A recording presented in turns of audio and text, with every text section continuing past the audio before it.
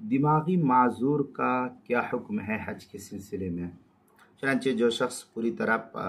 پاگل تو نہ ہو لیکن پوری سمجھ بھی نہ رکھتا ہو اور اس کا حکم سمجھدار بچے کے مانند ہے، اس پر حج فرض تو نہیں لیکن اگر ادا کر لے تو بطور نفل یہ ادا ہو جائے گا۔ غنیۃ الناسک کے اندر ہے وَقَدَا لَا يَجِبُ عَلَى مَاتُوهٍ عَلَى مَا فِي عَامَّةِ كُتُبِ الْأُصُولِ أَنَّهُ كَالصَّبِيِّ الْعَاقِلِ فِي حُكْمِ الْأَحْكَامِ تَبًا لِفَخْرِ الْإِسْلام رحمه اللہ حتى أَدَّاهُ يَصِّحُ مِنْهُ۔ یہ غنیۃ الناسک کی عبارت ہے، صفحہ 15، اور فتح عیسی کا ہم مثل عبارت جو ہے فتح شامی جو زکریہ بگٹی پور دیوبند کا ہندی نسخہ اس کی تیسری جلد صفحہ 456، تقریرات رافعی اس کی تیسری جلد صفحہ 156 پر بھی نقل کیا ہے۔ آگے غنیۃ الناسک کی عبارت مزید اس طریقے سے کہ اگر کوئی شخص عاقل بالغ ہے لیکن بچپن کے اثرات کی بنا پر مال خرچ کرنے میں بہت ہی لاپرواہی اور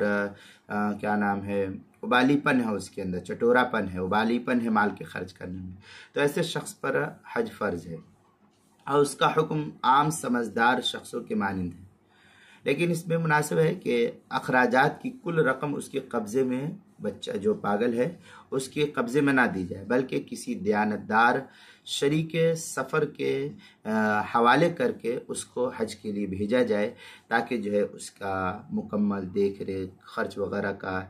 جو ہے نظم و ضبط کو درست رکھے۔ چنانچہ غنیۃ الناسک کے اندر ہے اما السفی فهو المبذر المحجور فحکمہ کالعاقل فإن اراد حجۃ الاسلام او عمرۃ الاسلام۔ اس طریقے کی عبارت جو ہے غنیۃ الناسک صفحہ 15 پر اس کو نقل کی۔ کتاب المسائل کی تیسری جلد صفحہ 82، عنوان ہے دماغی معذور کا حکم، اس کے تحت جو اس کو نقل کیا ہے۔